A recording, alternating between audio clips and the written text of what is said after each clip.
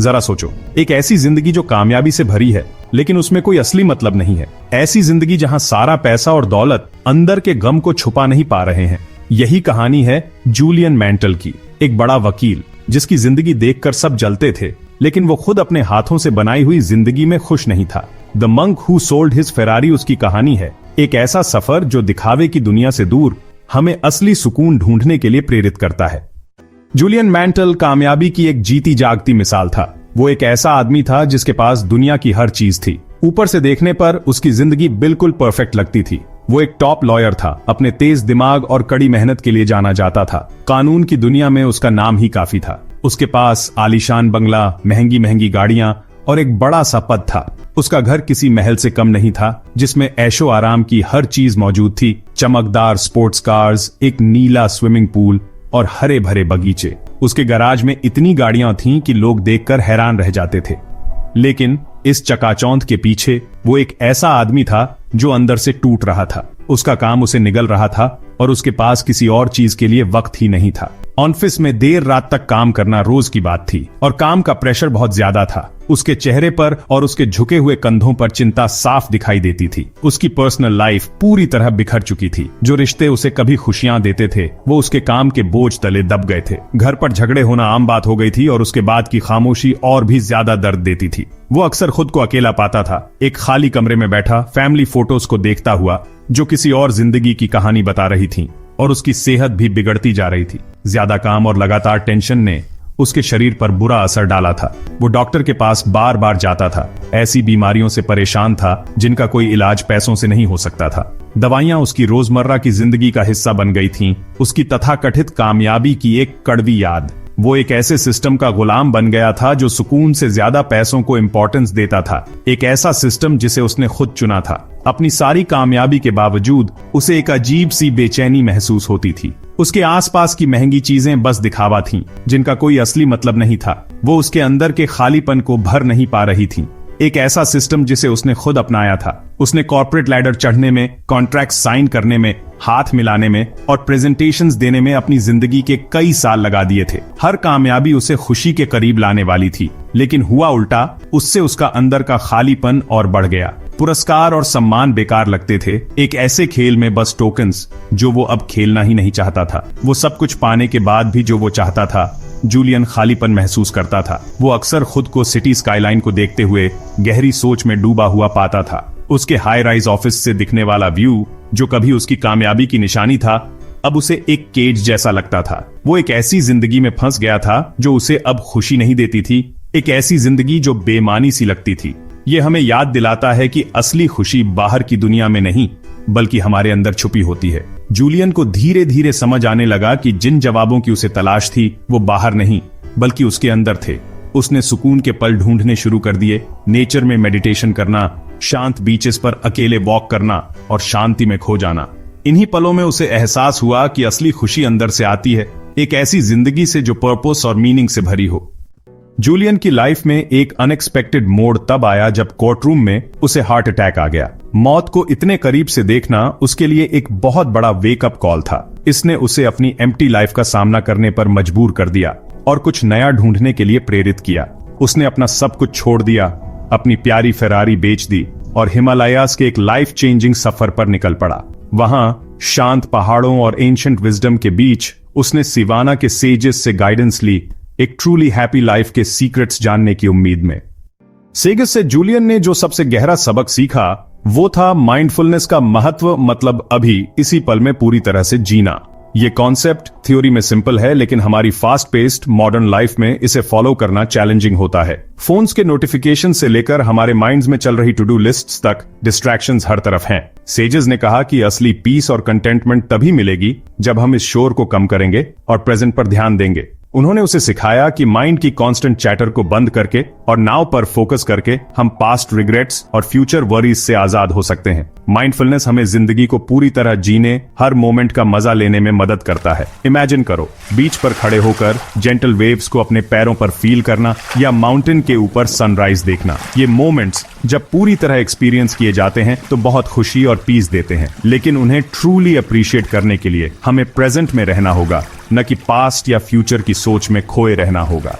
खुशी का राज सिंपल है, पता करो कि तुम्हें सच में क्या करना अच्छा लगता है और फिर अपनी सारी एनर्जी उस काम में लगा दो। सेजेस ने सलाह दी, जब हम उन एक्टिविटीज में एंगेज होते हैं जिनके लिए हम पैशनेट होते हैं तो हम नेचुरली ज्यादा प्रेजेंट हो जाते हैं। चाहे वो पेंटिंग हो, म्यूजिक प्ले करना हो या कुकिंग हो, इन एक्टिविटीज में हमारा पूरा ध्यान लगता है और ये हमें मोमेंट में ले जाती है। फ्लो की ये स्टेट जहां टाइम रुक सा जाता है, वहीं असली खुशी होती है। इन्हीं मोमेंट्स में हम अपने ट्रू सेल्फ से कनेक्ट होते हैं और फुलफिलमेंट की एक डीप सेंस को एक्सपीरियंस करते हैं। ये बात जूलियन के दिल को छू गई, जिसने सालों बस यूं ही जीते हुए अपने ट्रू सेल्फ से डिस्कनेक्टेड होकर बिता दिए थे। उसने रियलाइज किया कि वो एक्सटर्नल सक्सेस हासिल करने में इतना बिजी था कि उसने अपनी इनर वेल बीइंग को इग्नोर कर दिया था। सेजेस की टीचिंग्स ने उसे अपने पैशन से रिकनेक्ट करने और सिंपल एवरीडे मोमेंट्स में खुशी ढूंढने में हेल्प की। माइंडफुलनेस प्रैक्टिस करके और फुली प्रेजेंट रहकर जूलियन ने पीस और कंटेंटमेंट का एक नया एहसास पाया। उसने सीखा कि नाउ की पावर सिर्फ एक कॉन्सेप्ट नहीं है, बल्कि जीने का एक तरीका है जो दुनिया के हमारे एक्सपीरियंस को बदल सकता है। सेजेस ने बताया कि हर किसी का एक यूनिक पर्पस होता है, एक धर्मा जिसके लिए हम धरती पर हैं। उन्होंने जूलियन को समझाया कि इस धर्मा को ढूंढना और उस पर चलना एक अच्छी जिंदगी जीने के लिए बहुत जरूरी है। उन्होंने लाइट हाउस और आंधी की कहानी सुनाई। जैसे एक लाइट हाउस जहाजों को सेफली किनारे तक ले जाने के लिए बना होता है, वैसे ही हम सब भी मुश्किल वक्त में अपना रास्ता ढूंढने और दुनिया को रोशन करने के लिए एक यूनिक इनर लाइट के साथ बने हैं।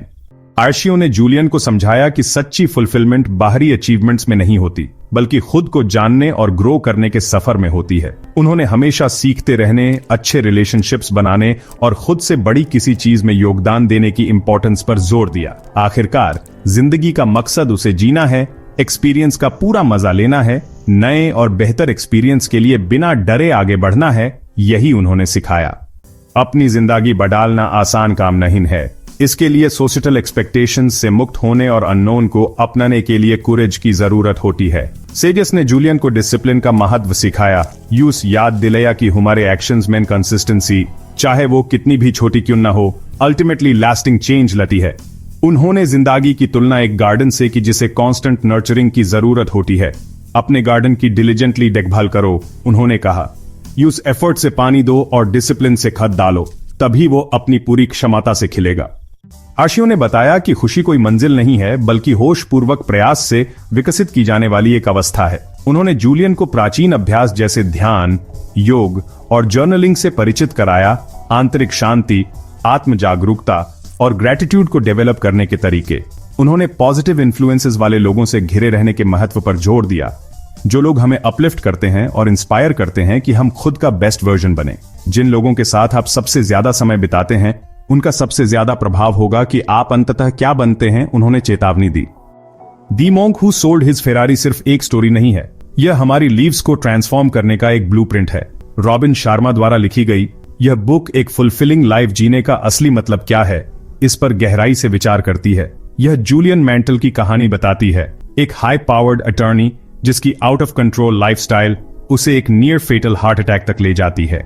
यह वेकअप कॉल उसे ट्रू हैप्पीनेस और पर्पस ढूंढने के जर्नी पर ले जाता है। यह हमें याद दिलाती है कि असली खुशी चीजें इकट्ठा करने में नहीं, बल्कि पर्पस, माइंडफुलनेस और सेल्फ डिस्कवरी की तलाश में है। जूलियन का सफर उसे हिमालयास ले जाता है, जहां वह सिवाना के सेजेस की विजडम सीखता है। ये सेजेस उसे इंटेंशन के साथ जीने, सादगी अपनाने और प्रेजेंट मोमेंट में खुशी ढूंढने का महत्व सिखाते हैं। मेडिटेशन, माइंडफुलनेस और पर्सनल ग्रोथ पर फोकस करके जूलियन अपनी लाइफ ट्रांसफॉर्म करता है। यह हमें ऑटो पायलट से आजाद होने और अपनी लाइफ्स पर कंट्रोल करने के लिए इनकरेज करती है। हम अक्सर डेली ग्राइंड में फंस जाते हैं, जो ट्रूली मैटर करता है उसे भूल जाते हैं। यह बुक हमें पॉज करने, रिफ्लेक्ट करने और कॉन्शियस चॉइसेस करने के लिए चैलेंज करती है, जो हमारे डीपेस्ट वैल्यूज और एस्पिरेशंस के साथ अलाइन हो। ऐसा करके हम एक ऐसी लाइफ क्रिएट कर सकते हैं जो न केवल सक्सेसफुल हो, बल्कि डीपली सेटिस्फाइंग और मीनिंगफुल भी हो। अपने हिमालयन जर्नी को ढूंढने के लिए, चाहे वो कहीं भी हो, यह जर्नी जरूरी नहीं कि फिजिकल हो। यह सेल्फ डिस्कवरी और पर्सनल ग्रोथ की ओर एक मेटाफोरिकल जर्नी हो सकता है। यह हमारी बाउंड्रीज को पुश करने, हमारे कंफर्ट जोन से बाहर निकलने और नए होराइजन्स एक्सप्लोर करने के बारे में है। चाहे वो कोई न्यू स्किल सीखना हो, पैशन को फॉलो करना हो या सिंपली खुद से रिकनेक्ट करने के लिए टाइम निकालना हो, जर्नी हर इंडिविजुअल के लिए यूनिक होता है। जर्नी एक सिंगल स्टेप से शुरू होता है, चेंज करने, ग्रो करने और एक मोर मीनिंगफुल एग्जिस्टेंस की तलाश करने के डिसीजन से। ये उस फर्स्ट स्टेप को लेने के बारे में है, चाहे वो कितना भी छोटा क्यों ना हो, एक ऐसी लाइफ की ओर जो हमारे ट्रू सेल्फ्स के साथ रेजोनेट करती हो। यह स्टेप सेल्फ रिफ्लेक्शन के लिए टाइम निकालना जितना सिंपल हो सकता है, या लाइफ में कोई मेजर चेंज करना जितना सिग्निफिकेंट हो सकता है। चेंज को अपनाने और एक मोर फुलफिलिंग और मीनिंगफुल लाइफ की ओर पैथ पर चलने का डिसीजन आपका क्या होगा। पॉसिबिलिटीज एंडलेस हैं और जर्नी को डिफाइन करना आपका काम है। जैसे ही आप फर्स्ट स्टेप लेते हैं, याद रखें कि हर ग्रेट जर्नी एक सिंगल करेजियस डिसीजन से शुरू होता है। तो आपका जर्नी कैसा दिखेगा, शुरू करने का टाइम अब है।